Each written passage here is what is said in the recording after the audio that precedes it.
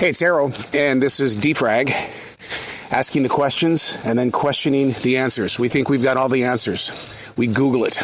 We go to Yahoo. We go to Bing.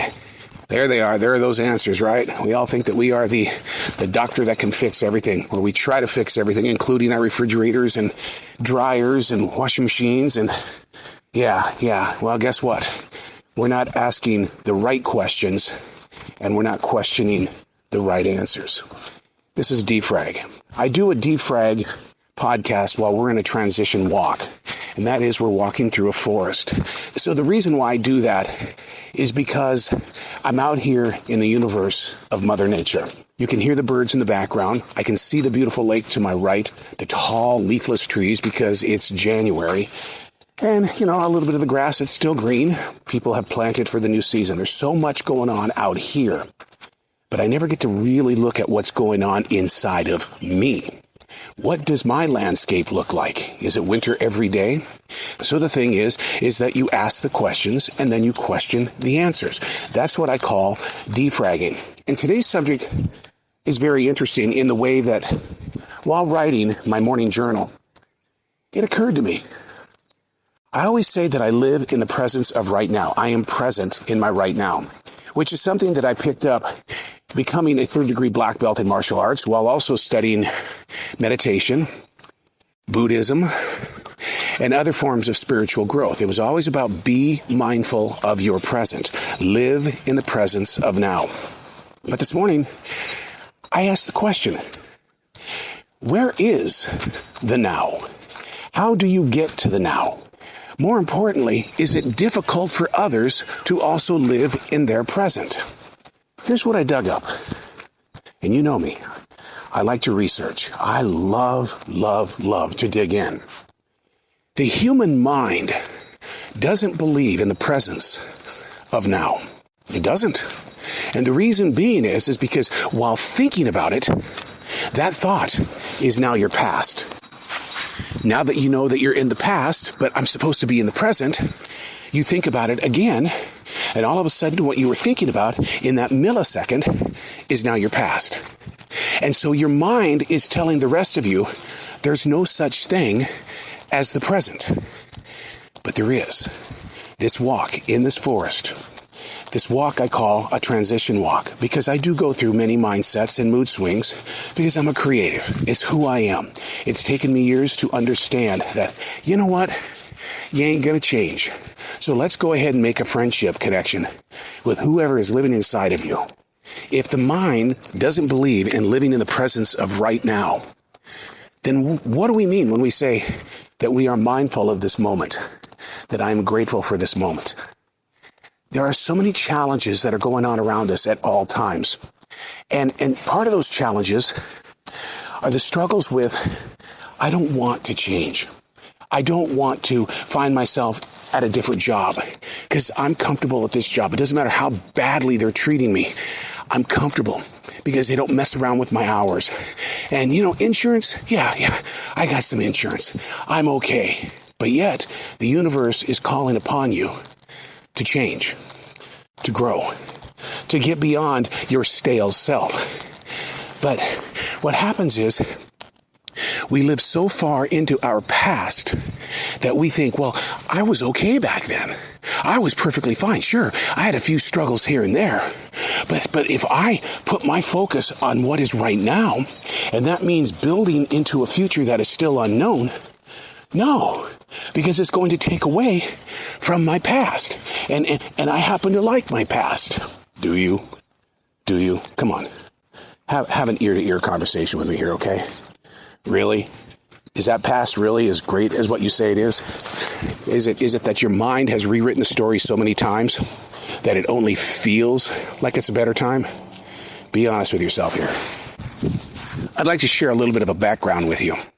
When I re-entered the church scene in 2010, and I'll bet you it had a lot to do with my heart attack, that I was going through a mental change in life. I wasn't questioning what had happened to me, but rather, you try to get in touch with, wow, maybe there's a deeper purpose as to why things happen.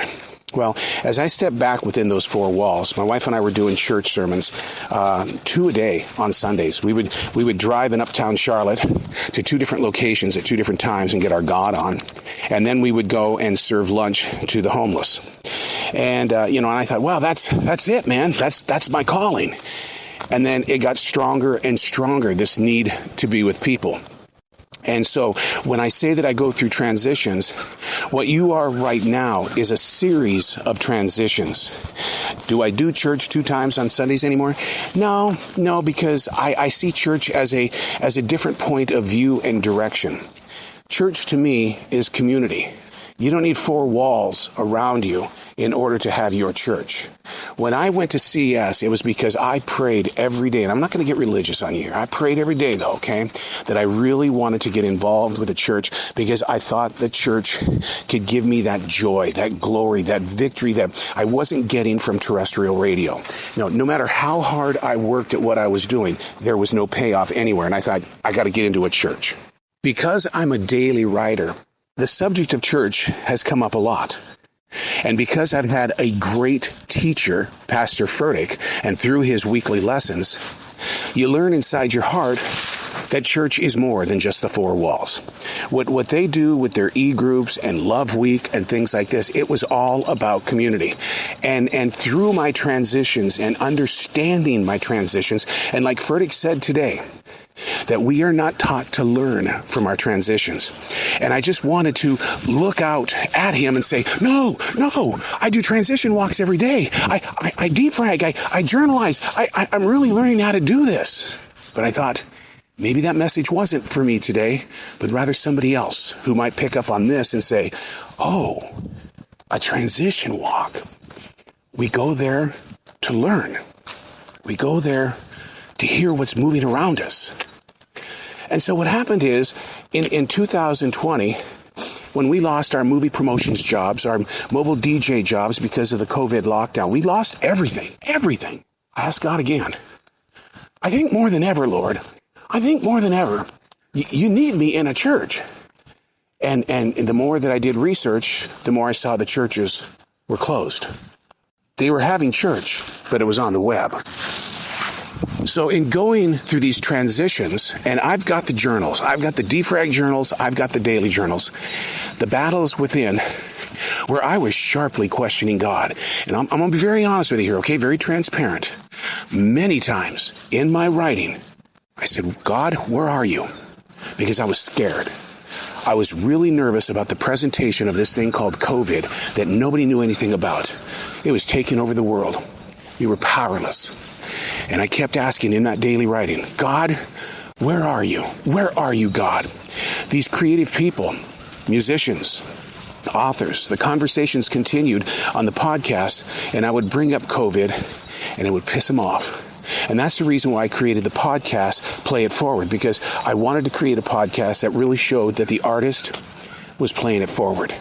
They weren't going to let something like this stop them. And that's the reason why that podcast still exists today. I may not bring up COVID, but I learned about other creative people.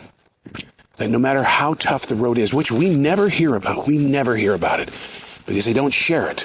They don't teach us through their transitions. So we have to learn on our own by listening. Therefore, when we go through our transitions, the goal is to learn. So I kept asking God, where are you? Where are you? And then one day in my daily writing, the words are still there on that page. I am here. Where are you? That's what's on the page. That moment changed my transition. And I went back to it again. God, you got to put me in a church. God, you got to put me in a church. You know where God put me? A grocery store. Where every day I am with the community. And every day I write about the transitions. Every day I learn from other real people. Every day I hear the struggles. Every day I'm in a situation that would probably be found inside the 4 walls of a church. But the difference is, every day there are people I have not met yet. And when we have a conversation, every day there's a transition. being mindful of your presence of now. Your mind may not believe in it, but your heart will. I'm Errol, and that's Frag.